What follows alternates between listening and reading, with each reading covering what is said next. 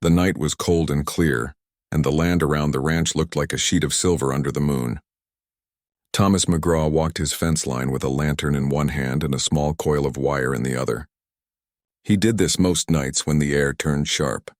He trusted his land, but he also trusted the way time and weather liked to play tricks on posts and rails. His boots pressed into the dry ground with a soft crunch, and his breath showed in little clouds that faded as soon as they formed. It was the kind of night where sound carried. The wind slid over the grass in long, low sighs. A barn hinge clicked somewhere far behind him. A horse shifted, then settled. The sky was so wide it felt like a roof pulled back to let the world breathe. Thomas liked this hour. It made room for thoughts that did not fit into the noise of daytime work. He paused at the north corner and tested a wobbly post, leaning his weight into it to see if it held. It did, barely, and he made a note in his head to brace it tomorrow. He lifted the lantern and the flame threw a warm circle over the weeds. The wire, the waiting land. Everything looked in order.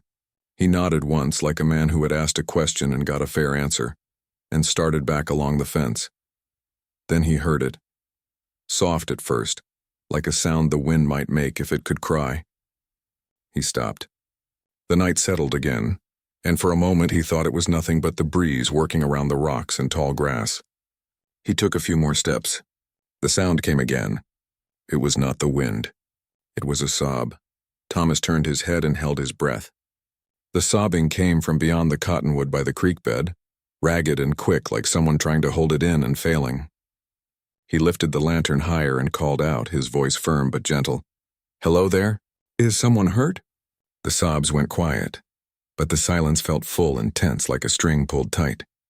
He moved slowly toward the cottonwood. He did not want to frighten whoever was there. The lantern swung in his hand and made the branches throw thin shadows that crossed the ground like lines on a map. When he reached the tree, he saw her. She stood a few steps away, half in the light, half in the dark. She was young, maybe 20, with a shawl pulled around her shoulders. Her feet were bare and her toes curled against the cold dirt. Her face was streaked, not so much with mud as with the day's dust and the kind of tears that dry and start again. "Help me, please," she whispered. Her voice shook. Those 3 words were small, but they were also heavy. They carried a kind of truth that needed no proof. Thomas said his name and told her he had a warm place in the barn. He spoke in short, steady sentences the way a man talked to a skittish horse. "You're safe here. You can rest. There's water. There's a blanket. Come on now. It's too cold to stand still." She moved a little closer, still hugging herself, still watching him with wide, careful eyes. He slipped off his coat and held it out. "Take this," he said. She hesitated. Then, as if her body decided faster than her thoughts, she reached for it and wrapped it tight. The coat hung heavy on her, but he could see the relief of its warmth in her shoulders. They walked together toward the barn. Thomas stayed a half step ahead so she could follow without feeling pressed. He kept his light low so it would not shine in her eyes. The ranch's shape grew round them, the wide door, the loft where hay waited in soft stacks, the familiar smells of wood, leather, and clean straw. His dog, an old cattle dog with white whiskers, raised his head from a mat by the door. He took one look at the young woman and stood, tail wagging slow and thoughtful, as if he knew enough to be quiet. Inside the tack room, Thomas set the lantern on a hook so the light spilled into the corners. He filled the kettle and set it on the small iron stove. The room warmed by inches. He found a clean blanket in a trunk and shook it out. He brought a chipped cup, a tin of tea, and a jar of honey to the workbench that doubled as a table. He did these things without hurry, letting the simple task say what his words could not. "You are welcome, you are safe, you can breathe now." He offered her a chair. She sat holding the coat at the collar as if it might slip away. Her hands were red with cold. He set a bowl of water on the floor and gave her a cloth. "For your face," he said. She pressed it to her cheeks and closed her eyes. He turned to the stove and listened to the soft, familiar rise of a kettle finding its voice. After a while, he asked the questions that needed asking, but he asked them gently and not all at once. "What's your name?" She looked at him over the rim of the cup as he handed it to her. "Eliza," she said. The name fit her, simple and fine. "Where are you coming from, Eliza?" he asked. She looked down at the steam and said, "From the road." Her answer floated like a leaf that would not sink. He did not press. He nodded and said, "The road can be hard. You can rest here tonight." She took a small sip of tea and winced as the heat met the chill in her mouth. "Thank you," she said. I didn't know where else to go." The words came thick with tiredness. Then her face changed, and her eyes flicked toward the door. "He's coming," she whispered. "He knows." The way she said it made Thomas's skin prick, not with fear but with alertness, like a person stepping from shade into bright light. He did not ask who he was. Not yet. He set the kettle back and made her another cup, this time with a little milk. "Drink," he said. "Warm up. We'll sort things out in the morning." It was not a promise to fix everything. It was a promise to stand steady until the light returned. He put some oats to simmer and added a pinch of salt and a small spoon of honey. The smell filled the room with a quiet kind of comfort. He set the bowl in front of her and handed her a spoon. She ate slowly, as if it took thought to move her hand from bowl to mouth. The dog circled twice and lay down near her chair, eyes half closed, one ear lifted as if still listening for the world beyond the walls. When she had eaten, Thomas showed her a small cot in the corner, near the saddle rack. He pulled the blanket over it and tucked it under the thin mattress. "It's not much," he said, "but it's warm. You can sleep. I'll stay close." She nodded. She kept the coat around her shoulders and lay down on her side, knees drawn up a little, the way children sleep when they want to keep safe. Thomas stepped outside for a moment to look at the yard. The sky had not moved much, but the stars seemed brighter. He checked the barn door latch. He set a small bell on a string by the porch and ran the string to a nail near his chair. If anyone stepped through the gate, the bell would ring. He did not think trouble would come, but he liked to move his worry into action. It gave his mind a place to sit. Back in the tack room, Eliza's breathing had evened, though now and then it hitched, as if a worry turned over inside her even in sleep. He pulled up a crate near the stove and poured himself a cup of coffee.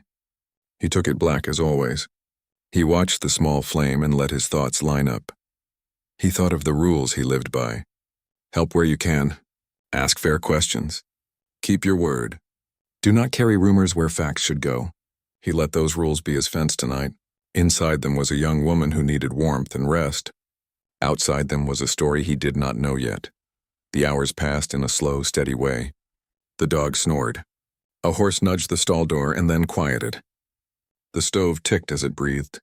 Eliza turned once and mumbled a few words he could not make out, something about a road and a promise. He spoke very softly, not to wake her, but to be a calm sound in the room. "You're safe," he said. "You're safe here." He stood and stretched and walked to the door every so often. He looked at the yard, the fence, the open fields that the moon washed pale. Far off, a lone owl called and was answered. He felt the land steady him, the way it always did when he paid attention. The earth under the ranch had seen many such nights, some easy, some not. But it held all of them without judgment. On one of his rounds, his lantern light caught a small glint on the ground near the cottonwood. He bent and picked it up. It was a tiny locket on a thin chain, plain except for two small letters scratched into the back. E.M. He turned it over in his fingers. The hinge was stiff. He did not open it. It was not his to open. He carried it inside and set it on the table beside Eliza's cup. When she woke, it would be there to see a small piece of herself returned. Morning came slow and soft, like a gentle hand opening a curtain. Pale light slipped through the small window of the tack room and touched the edges of the blanket, the chair, the little locket on the table. The air was still cool, but it felt kinder than the night. Thomas poured warm water from the kettle and set out 2 bowls, 2 spoons and a small pot of honey. He moved with the quiet care of someone who wanted the day to begin in a calm way. Eliza woke with a small start, as if remembering she had fallen asleep in a strange place. Her hand reached for the shawl and then paused when she felt the soft wool of Thomas's coat around her shoulders. She looked toward the table and saw the locket. Her eyes softened. She sat up slowly, touched the locket with 2 fingers, and then looked at Thomas. "You found it," she said in a small voice. "By the cottonwood," he said. "Didn't open it." She smiled, warmer this time. "It was my mother's." She held it to her chest for a moment as if pressing it into her heartbeat, and then she set it carefully around her neck. It seemed to steady her, the way a true thing steadies a person who has been unsure. "Breakfast is ready," Thomas said. It's simple, but it'll keep you strong. They ate together at the workbench table, the steam from the bowls curling up and making little lines that faded into the morning. Eliza took careful spoonfuls. She looked at the window and then back at Thomas, and he could see that a choice was forming inside her. The choice to speak, to tell what had brought her here. "I should explain," she said, folding her hands. "I didn't mean to cause worry. I just didn't know where to go." "You're safe here," Thomas said. "Tell me what you want to tell." "We'll go step by step." Eliza took a breath. "Yesterday, near the canyon bend, the stagecoach stopped. Not in a bad way. It wasn't broken. It was flagged down. A man waved a lantern and asked the driver to help with a wheel on a small wagon. Everyone thought it was just a neighbor needing a hand. But while they checked the wheel, 2 other men came from behind the rocks and opened the coach chests." She paused, choosing her words with care. "They took papers. Not money, papers. Contracts, land notes, and a sealed letter that looked important. I know because I was riding inside and saw them sort the papers." Thomas listened closely. He let the facts form their own shape in his mind. "Was anyone hurt?" he asked, because it mattered. She shook her head. "No." They spoke calm, saying they would return what didn't matter and only borrow what they needed. The driver asked questions, but they said it was only for a short time. They told us to stay put and wait until they were done. It was strange, but no one had the nerve to argue. When it was over, they walked away with a neat stack of papers in a canvas bag. The driver checked the horses and the coach moved on. I got off at the next turn, where the road meets the narrow creek. I thought I could make it to town on foot. But then I saw one of the men again up on the ridge and I got scared. I hid and walked the long way." Her voice faded. "That's how I ended up here." Thomas took in the details. Calm words.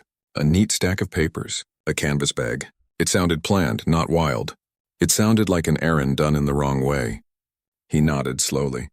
"You did well to find a safe place. Do you know who the men were?" Eliza's eyes moved to the floorboards. "I saw one of their faces when he lifted the bag. I've seen him before in town. He talks to the feed store clerk sometimes. He also comes to your fence line once in a while." She looked up, careful, worried. "I think his name is Caleb." Thomas held very still. The name sat between them like a stone set on a table. Caleb Turner had been his neighbor for years. They had traded tools, shared coffee, mended fence together after storms. Good memories rose first. A borrowed handsaw returned sharp. A laugh over a stubborn gate, a friendly wave across the pasture. Then other memories edged in. Quiet talk in town about land changes. A late visit from Caleb last month with questions about a boundary map.